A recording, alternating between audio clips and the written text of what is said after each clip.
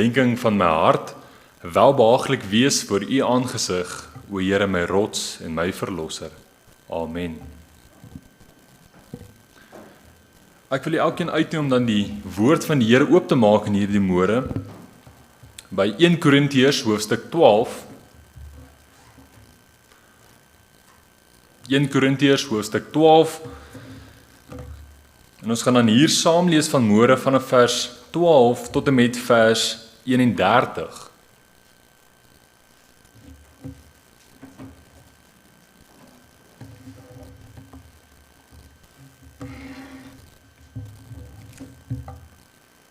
In Korintiërs 12, ek hou vir u voor vanaf vers 12.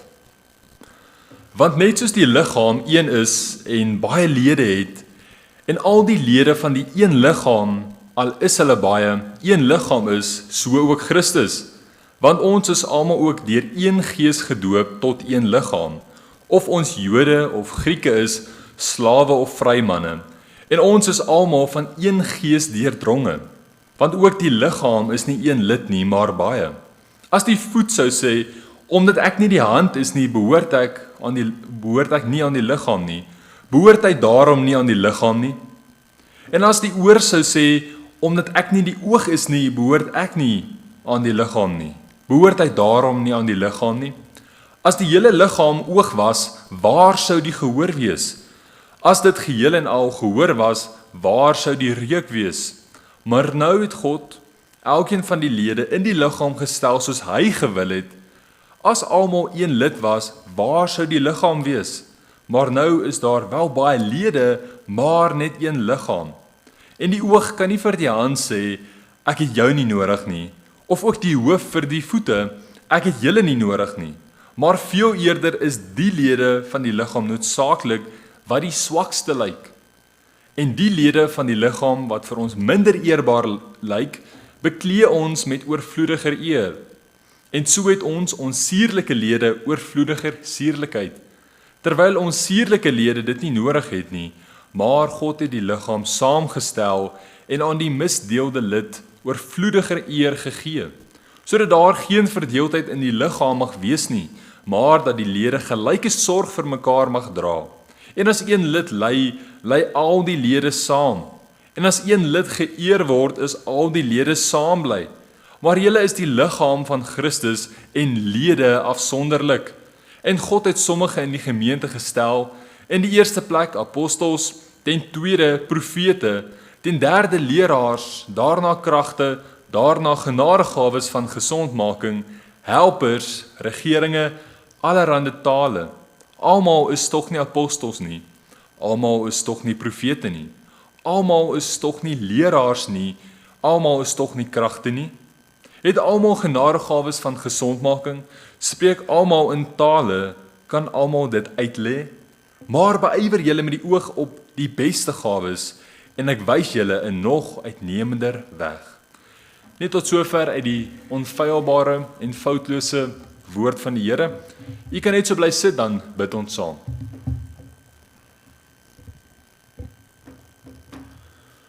Ons groot almagtige God en Hemelse Vader, Here, dit is met diepe afhanklikheid dat ons in hierdie môre voor U kom buig as gemeente. Here, ons wil vir U dankie sê eerstens dat ons die voorreg het om op hierdie koeloggend hier te kan wees, om U woord te kan aanhoor, om gestig te kan word vanuit U woord. Here, ons wil kom bid vir elke persoon wat dan nou nie hier kan wees vanoggend weens omstandighede nie. Ons bid dat U met hulle sal wees, dat U hulle naby sal wees, Here Jesus. Ons wil kom bid vir elke persoon wat dan vanoggend hier is. Here, elkeen van ons het verskillende uitdagings, verskillende omstandighede, en Here, tog kom ons hier saam by U huis. Here, U ken elkeen van ons se diepste worsteling. En daarom bid ons, Here, in hierdie oggend dat U deur hierdie boodskap by elkeen sal kom stil staan, tot elke hart sal kom spreek, Here. Dat ons hier sal uitbeweeg met 'n boodskap van U. Here, ons wil kom bid vir die siekes in die gemeente. Here, U het nou die lys gesien en Here, U weet van elkeen wat ongesteld is. Here, ons weet dat ons met vrymoedigheid na die troon van genade kan nader met die wete, Here, dat U die groot geneesheer is. En Here, U doen steeds wonderwerke en U genees steeds mense in hierdie dag. Die mense op die siekelys is nie maar net daar per toeval nie, Here. Ons weet dat U ook 'n kosbare doel in en deur hulle wil bereik. En ons vra, Here, dat U hulle sal aanraak in Jesus se naam. En Here, dat U werklik hulle sal gesond maak en sal genees as dit U wil is, Here Jesus. Ons dink ook so aan die gemeente as geheel. Here, U weet van die feit dat hulle op soek is na 'n predikant en Here, dat hulle werklik U vertrou en bid vir 'n predikant. Here, ons bid sodat U hulle sal wysheid en insig gee om ook so die kerkraad te lei om die regte persoon hierheen te beroep. Here, ons wil vra dat U ook so U doel en U kosbare plan met hierdie gemeente sal bereik. Here, elkeen wat hier is nie hier per toeval nie. Here, U het hierdie gemeente hier gevestig om ook 'n ligdraer vir U te wees in Germiston.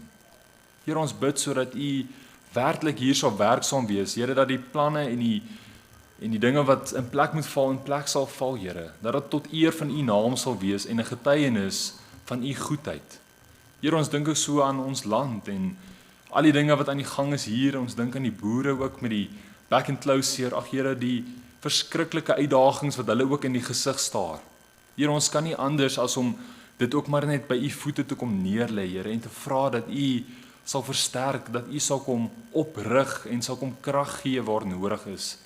Here, daar waar daar dalk soveel boere is wat baie al verloor het, baie skade wat hulle ontvang het of wat eintlik nou maar aangerig is daar. En Here, hoe hulle dalk moedeloos is en nie weet waar hulle krag vandaan sal kom nie. Maar Here, ons weet ons krag en hulp is van die Here wat hemel en aarde geskaap het.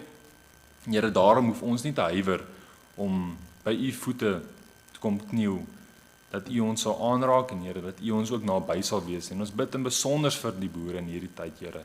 Ons dink ook so aan die wêreld, Here, die ding wat aan die gang is nou en daar's soveel mense wat in oproer is en mense wat paniekerig is. En Here, ons weet dat as kinders van U hoef ons nie paniekerig rond te hardloop met al hierdie angs in ons harte nie, Here, want U is die ene wat die tye en die geleenthede bepaal. En Here, soos ons ook leer in U woord, U is die ene wat konings afsit en wat konings aansit. Here, U is buite alles en U regeer alles. Here, daarom wil ons steeds U vashou vir siele wat tot bekering moet kom. Here, in 'n tyd soos hierdie waar ons sien hoe die dinge in die wêreld chaos is, weet ons, Here, dat U is ons rots en U is ons anker. En Here, U is al wat standvastig is in hierdie lewe. Mag ons werklik opnuut net besef, Here, dat U die ene is wat alles rig en wat alles lei.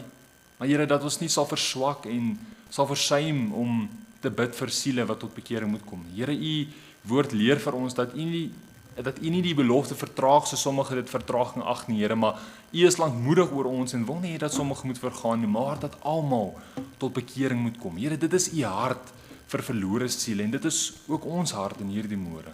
En ons bid so, Here, dat U mense tot bekering sal roep.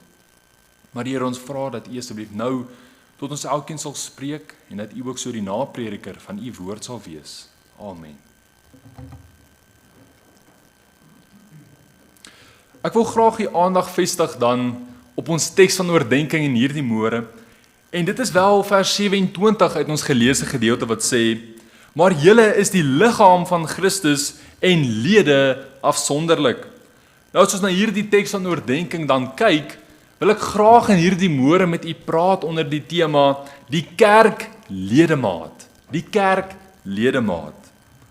Liewe gemeente, ons kan vanoggend begin deur aan onsself die eenvoudige vraag te vra. En dit is 'n vraag wat ons eerlik in ons harte moet antwoord.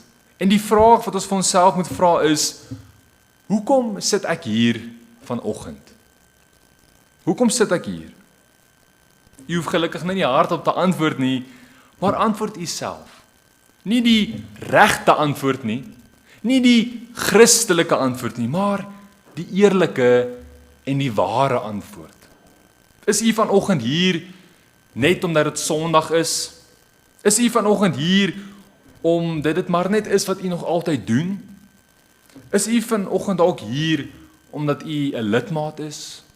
Of dalk is U vanoggend hier omdat U te sleg voel om by die huis te bly? Of is U vanoggend hier omdat u werklik glo dat die Here iets van u vra. U sien, talle mense sit week na week in kerkbanke. Hulle hoor die woord van die Here, hulle sing die liedere saam, maar maandag, as hulle hier uitbeweeg, is hulle weer so geestelik lou, terwyl hulle eintlik 'n arm, 'n been, 'n hand of 'n voet is met 'n taak in die liggaam van Christus. Die arm hang maar net daar. Die voet word maar net saamgesleep. Maar die liggaam ly skade. Ons leef in 'n tyd waar sommige kerke vol mense is, maar die liggaam van Christus is swak, vol lidmate, maar baie min lewende ledemate. Daar is 'n groot verskil tussen iemand wat op 'n lidmaatregister verskyn en iemand wat werklik funksioneer as 'n aktiewe lid van die liggaam van Christus. Vanoggend wil ons saam nadink oor wat dit beteken om nie net 'n kerklidmaat te wees nie, maar 'n kerkledemaat. 'n lewende, 'n funksionerende deel van Christus se liggaam. In 1 Korintiërs 12 van hierdie gedeelte gebruik die Here hierdie beeld van 'n liggaam om vir ons te wys hoe hy sy kerk gemaak en gevorm het. En waar ons elkeen in daardie liggaam inpas. Die vraag is nie aan watter kerk behoort u nie. Die vraag is of u werklik deel is van die liggaam in die groter kerk van die Here Jesus, die onsigbare kerk. Is u waarlik gewas deur die kosbare bloed van die lam en leef u nou waarlik as 'n kind van die Here, as 'n ledemaat wat aktief is in die koninkryk van God. Geestelike louheid is vandag een van die grootste siektes in die kerk. Mense wat gered is, mense wat die waarheid ken, maar wat nie dien nie. Mense wat hoor, maar wat nie gehoorsaam nie. En mense wat ontvang, maar niks teruggee nie. En dalk is die gevaarlikste vorm van geestelike louheid juis hierdie een. Maar Here, ek is mos nou hier. Wat meer wil u hê? Elke ware ledemaat in die liggaam van Christus het 'n verantwoordelikheid, 'n funksie en 'n roeping wat ons nie kan afwys nie. Ons elkeen het 'n taak. In 2003 was daar 'n man wat vasgekeer is in 'n bergreeks. Baie van u het sekerlik al hierdie verhaal gehoor. Sy arm was onherroepelik vas onder 'n rots. Hy het besef of die arm moet gaan of hy gaan. En in daardie oomblik neem hy 'n ondenkbare besluit. En hy besluit om sy eie arm af te sny. Nou ons kan eerlik wees met mekaar in hierdie môre. Dit is slegs in die uiterste nood dat iemand so 'n besluit sal maak om 'n ledemaat af te sny. En tog is dit presies wat die Korintiese gemeente geestelik gedoen het. In plaas daarvan om die liggaam te beskerm, het hulle begin besluit watter lede nou belangrik is en watter nou nie so belangrik is nie. Sekere gawes is verhef en ander gawes is geminag en dit is toe nou afgesny. Wanneer Paulus hier in 1 Korintiërs 12 praat en hy praat oor die liggaam in die kerk van die Here, gebruik hy doelbewus die beeld van 'n liggaam om hierdie geestelike dwaasheid van die Korintiese gemeente te beskryf en te verduidelik. Die doel van hierdie boodskap vanoggend is om saam uit die skrif te sien wat God van ons elkeen verwag as lewende, verantwoordelike ledemate van sy liggaam. Dis die doel vanoggend van hierdie boodskap. So as dit dan werklik die liggaam van Christus is in hierdie môre, soos wat ons getuig, kan geen ledemaat dan sonder 'n doel funksioneer nie. En dit bring ons dan by die eerste waarheid waar ons sien, die kerkledemaat het 'n spesifieke funksie, 'n spesifieke funksie. Ons lees hier in 1 Korintiërs 12 vers 17 die volgende: As die hele liggaam oog was, waar sou die gehoor wees?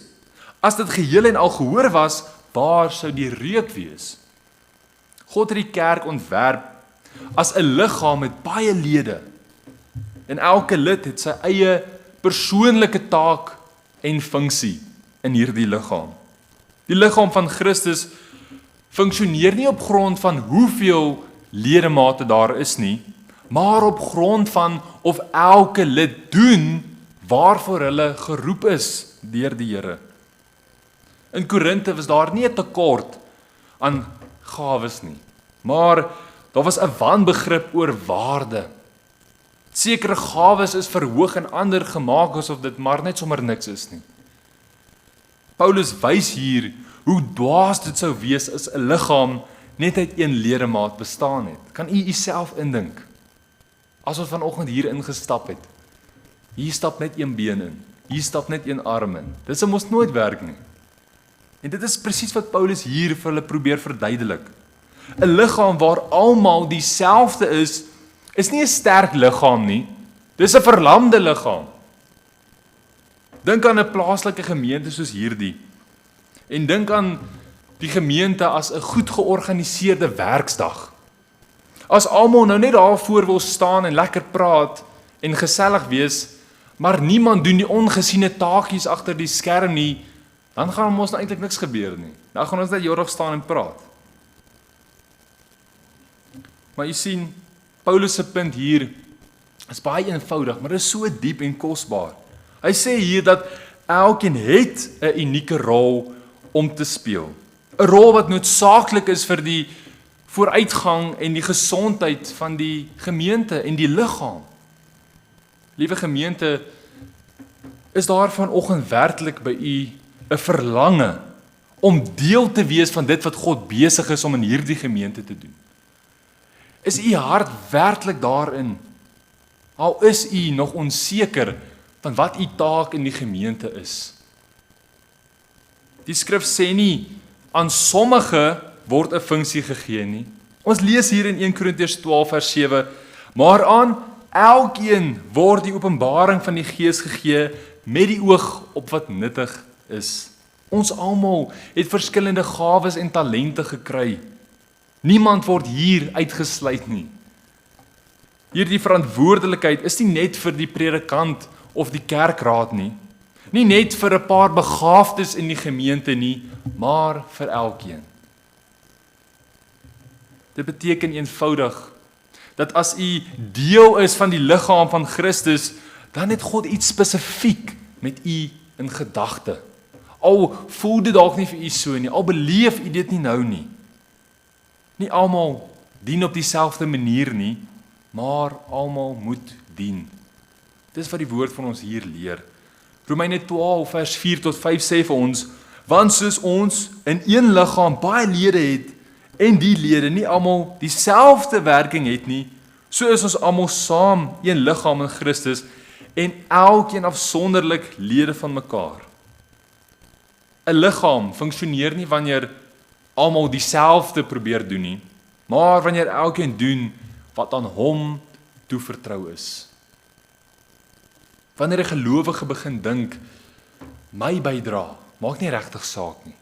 Mense sien nie wat ek doen nie, so ek gaan nou maar net stadig terug beweeg en niemand gaan eers agterkom dat ek weg is of dat ek niks doen nie. Wanneer 'n gelowige so begin dink, is dit nie nederigheid nie. Dit is 'n verkeerde siening van God se ontwerp, want dit is nie wat die Here wil hê nie. Ons almal moet betrokke wees, ons almal moet ons kant bring. Dit beteken ook nou nie dat u nou alles moet doen en alles moet weet nie, maar dat u steeds sal bydra en nie niks doen nie. Gemeente, die vraag vanoggend is nie, het ek 'n plek in die kerk nie. Die vraag is, gebruik ek die plek wat die Here reeds vir my gegee het in die gemeente? As God vir ons elkeen 'n funksie het, dan moet ons ook vra, wie is dit wat ons in hierdie plek of hierdie posisie dan nou geplaas het? Daarom sien ons volgende, die kerkledemaat is deur God daar geplaas. Nie deur mense nie, deur God daar geplaas. 1 Korintiërs 12 vers 18 sê, maar nou het God elkeen van die lede in die liggaam gestel soos hy gewil het. Paulus maak hier iets baie duidelik vanuit die woord. Dit is dat die liggaam van Christus nie 'n toevallige saamgesteldheid is nie. Die feit dat ons vanoggend hier sit, is nie per toeval nie. Dis deur die Here so beskik.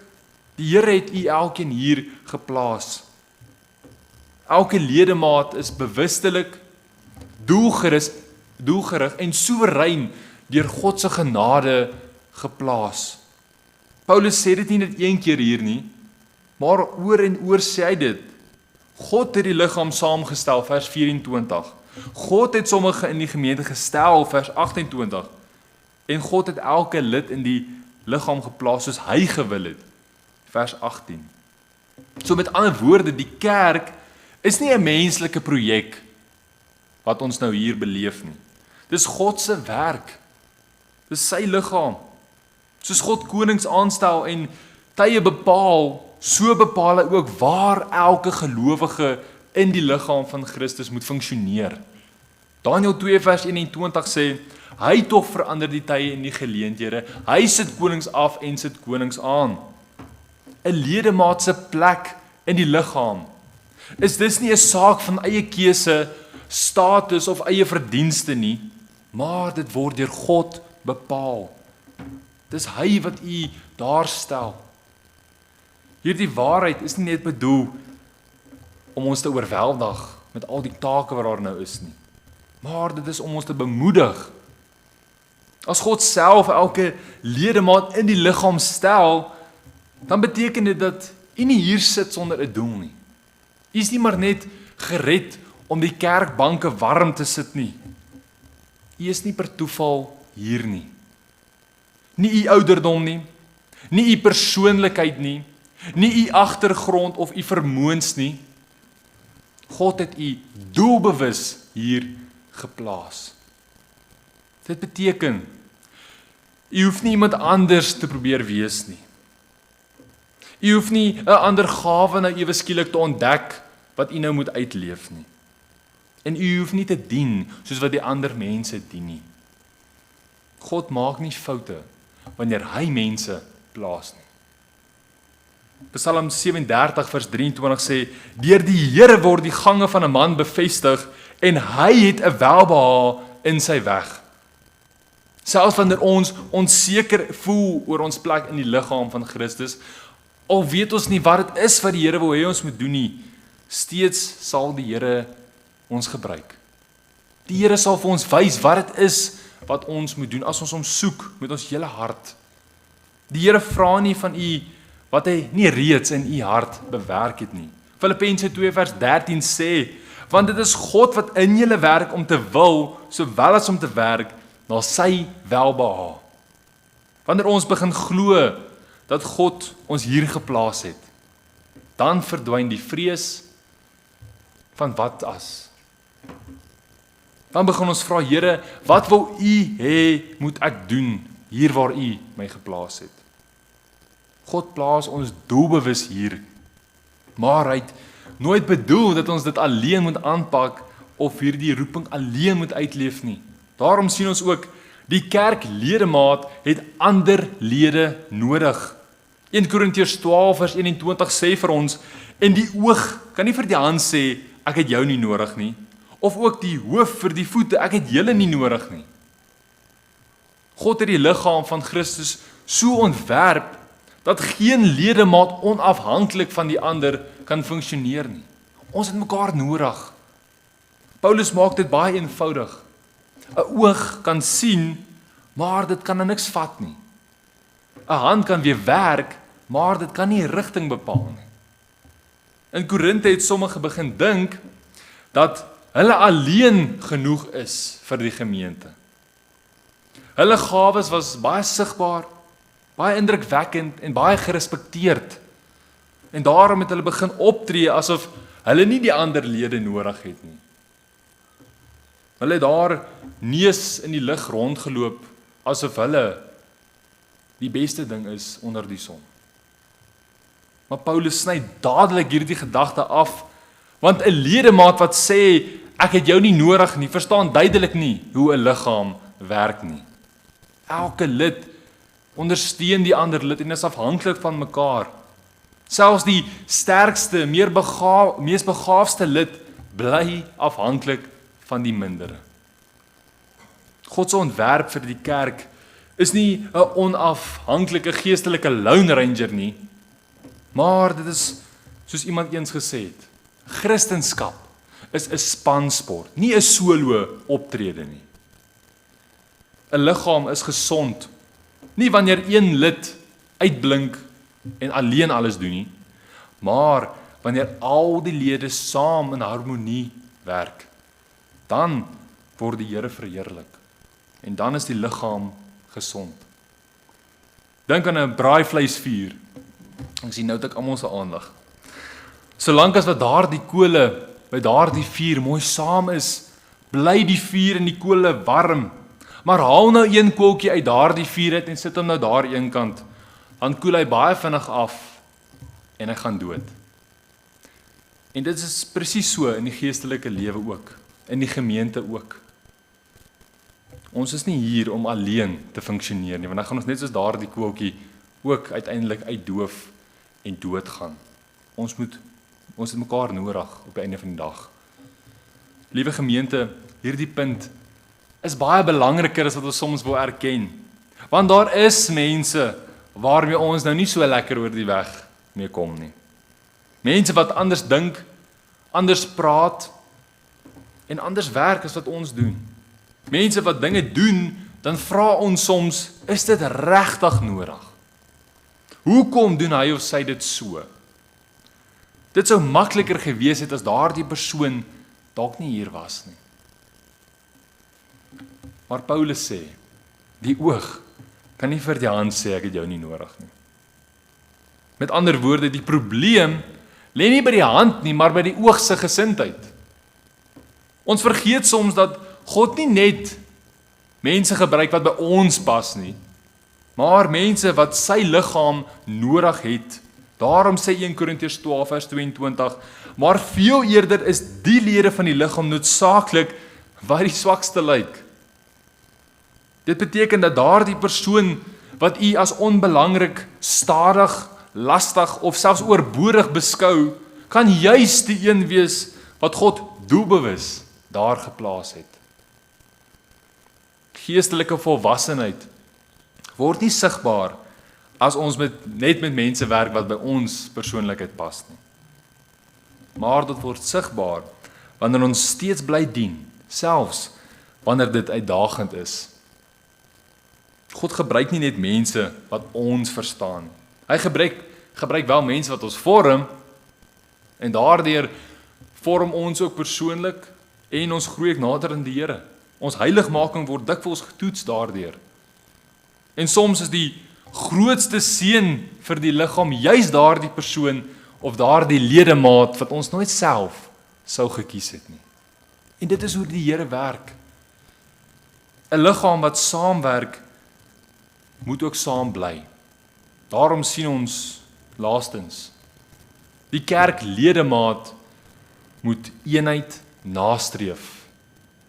Eenheid moet nagestreef word. Ons sien hier in 1 Korintiërs 12 vers 25 wat sê, sodat daar geen verdeeldheid in die liggaam mag wees nie, maar dat die lede gelyke sorg vir mekaar mag dra. Paulus wys hier dat eenheid doelbewus nagestreef moet word. God se doel met die liggaam van Christus is nie dat daar nou net baie lede is wat die kerkbanke vol sit nie, maar dat daar geen verdeeldheid tussen die lede is wat daar wel is nie. Wat help dit? Daar is 'n kerk met duisende mense, maar daar is onenigheid, onverdeeldheid en nie eensgesindheid nie. Dan werk ons eerder met 10 of 20 mense wat eensgesind is, want mens gaan baie meer uitgerig kry. Die probleem in Korinthe was nie 'n gebrek aan geestelike aktiwiteite nie, maar 'n gebrek aan geestelike eensgesindheid. Dit is duidelik dat wanneer lede hulle eie belang begin soek, lê die hele liggaam daaronder. Dink aan 'n span mense wat 'n swaar tafel moet dra. As almal nou mooi saamwerk en in dieselfde rigting beweeg, dan dra daai tafel baie maklik. Maar as een trek en een stoot en hierdie een gaan links en hierdie een gaan regs, dan raak daardie tafel baie swaarder. En ek kan my woord daarvoor vat, want ons dra baie tafels daar by die kweekskool. Maar so werk dit ook in die kerk. Wanneer elke persoon net sy voorkeur, sy opinie en sy belang nastreef en volg, dan is daar spanning en verdeeldheid. En dan word hierdie eenheid nie nagestreef nie. Solank as wat die eie ek op die voorgrond is, ly die gemeente en die liggaam skade. Dis hoekom die Here Jesus vir ons sê, selfverloning. As iemand agter my wil aankom, moet hy homself verloon, sy kruis opneem en my volg. Dit is die eis vir eensgesindheid in die gemeente. Hierdie punt gee geen neutrale grond vir ons vanoggend nie. Eenheid in die kerk is nie 'n opsionele ekstra nie, wat ons nou kan kies of keer soos wat ons nou wil nie. Dis 'n opdrag van God. Wanneer verdeeldheid inkom, ly die hele liggaam daaronder. Nie net die mense wat stry en beklei nie. Efesiërs 4 vers 3 sê, en ernstig strewe om die eenheid van die gees te bewaar deur die band van vrede.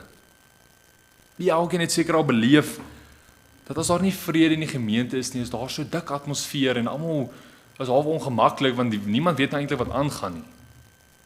As daar twis en verdeeldheid in 'n gemeente is, mense kom baie vinnig agter en dit affekteer elke lid van daardie liggaam.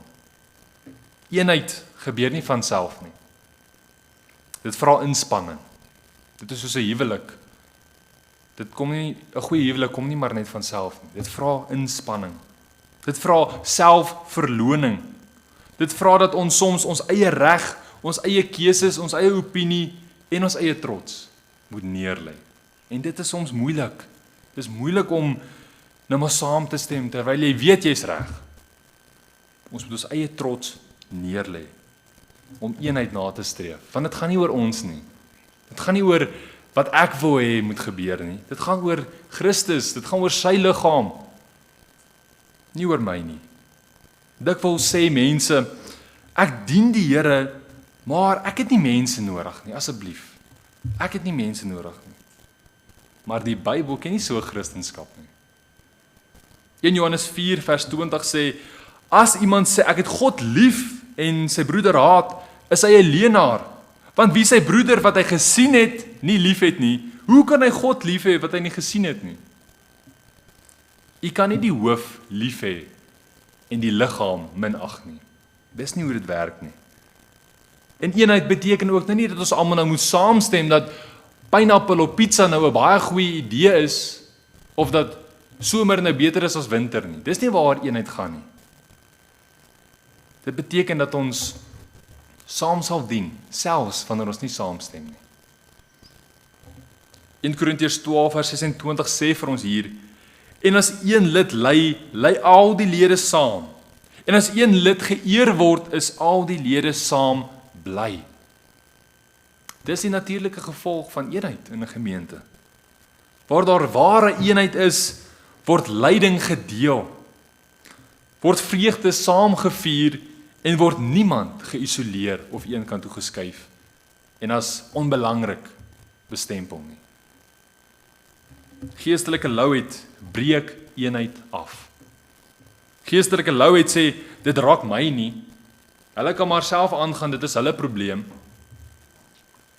Sonder die besef dat eenheid sê, as jy ly ek saam met jou. En as jy bly is ek saam met jou bly.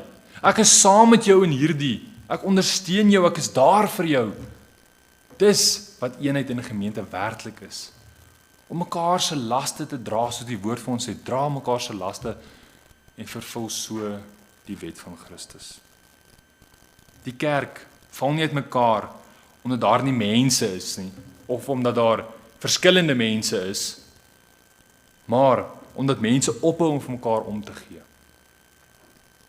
as God u deel gemaak het van 'n liggaam, dan roep hy u vandag om nie net teenwoordig te wees nie, maar om te deel in die eenheid wat daar behoort te wees.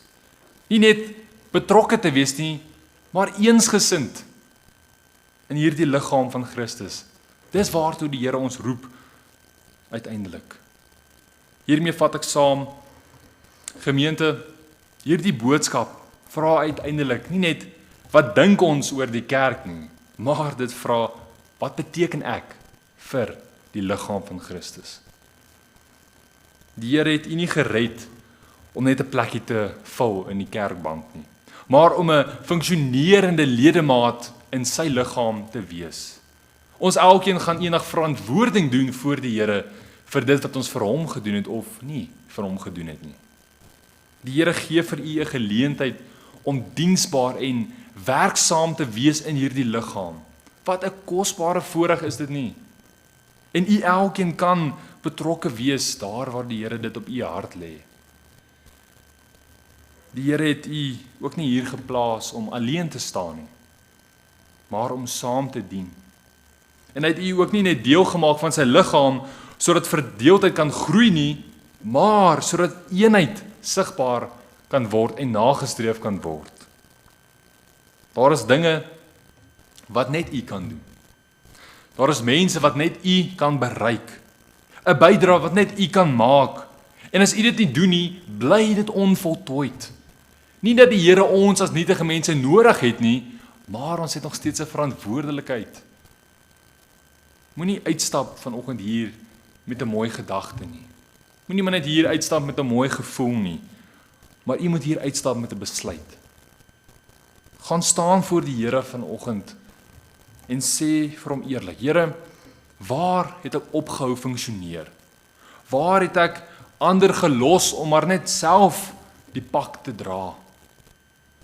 En wat wil u hê moet ek nou vir u doen? En wanneer hy antwoord, want hy is getrou, moenie dit uitstel nie. Moenie wag vir 'n beter tyd nie. U elkeen ken daardie gesegde van uitstel kom afstel. Moenie wag dat iemand anders eers begin en dan sal u nou maar inval nie. Begin waar u is. Begin met wat u het en met wie u is. Die groot vraag waarmee ek u wil los in hierdie oggend is dit: as die hele liggaam van Christus moet funksioneer soos ek funksioneer, hoe gesond sal die liggaam wees? As u net daaraan dink, dan sal u vinnig besef of kom u verantwoordelikheid na in die liggaam van Christus, of is dit maar net iets wat u nie veel aan dink nie? Ons doen nie dit vir mense nie. Ons moet dit net besef. Gemeente, wil u nie vandag die besluit maak om nie net 'n lidmaat te wees nie, of 'n besoeker te wees nie, maar om 'n lewende ledemaat te wees in die liggaam van Christus. Om maar nie net met woorde te sê, ek is 'n kind van die Here, ek gaan kerk toe, maar ons lewens wys dit nie. Ons doen niks vir die Here nie. Wil u nie voor die Here gaan staan en eerlik vra, Here, wat wil u hê moet ek doen? Waar wil u hê moet ek aktief arbei in u koninkryk nie? Is u bereid om nie net uit te stel en maar net dit te los vir iemand anders nie, maar om oor te gaan in aksie? En die Here sal vir u wys wat u moet doen. Mag u werklik u verantwoordelikheid in die liggaam van Christus nakom, sodat sy liggaam kan groei, kan sterker word en uiteindelik kan vooruitgaan. Want dit is waarvoor die Here ons hier geplaas het. Amen. Kom ons sit net so dan bid ons saam. Dierbare Here, dit is met dankbaarheid in ons harte, Here, dat ons vanoggend hierdie boodskap kan aanhoor. Here, met die wete dat U ons hier geplaas het, nie om leerig te sit en ons broeke blink te skuur teen die kerkbanke nie, maar om werksaam te wees, om te arbei vir U koninkryk. Nie noodwendig net hier in die gemeente nie, maar ook daar waar U ons geplaas het, by die werksplek, waar ook al, by die huis, tussen ons vriende, tussen ons families, tussen ons kollegas. Here, laat ons altyd deur u lig sal uitstraal. Here, dat ons op die einde van die dag die liggaam van Christus sal kan dien, en mekaar sal kan lief hê, en vanuit 'n beginsel van liefde u lig sal uitstraal. Here, ons bid sodat as hier dalk iemand vanoggend sit wat nie seker is wat hulle kan doen vir u nie. Here, dat u dit vir hulle sal kom openbaar, dat u vir hulle sal kom wys op watter wyse ook al, Here, wat dit is wat hulle vir u kan doen hier in die gemeente. Wat kan hulle vir u doen? Waar kan hulle vir u werksaam wees? Want Here, u het 'n spesifieke doel met elke persoon wat hier teenwoordig is. En selfs die mense wat dalk inskakel, Here, wat dalk sê, Here, wat kan ek vir u doen? Waar kan ek werksaam wees vir u? Ja, ons bid en ons hou u vas, Here, dat u die gebed sal antwoord en dat u ook leiding sal gee daarin. Wees asseblief met ons in en deur die res van hierdie dag, en Here, wees u ook die naprediker van u woord. Amen. Ons gaan nou staan, dan gaan ons lekker hartlik saam sing die slotlied, Neem my lewe, laat dit Heer.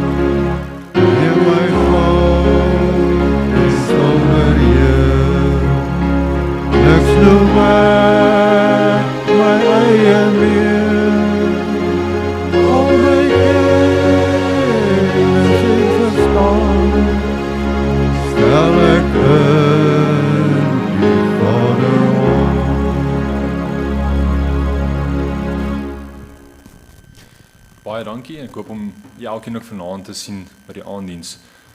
Kom ons bid nou om die seën van die Here. Mag nou die genade van ons Here Jesus Christus, die liefde van God en die opsoekende gemeenskap van die Heilige Gees met die elkeen wees en bly. Amen.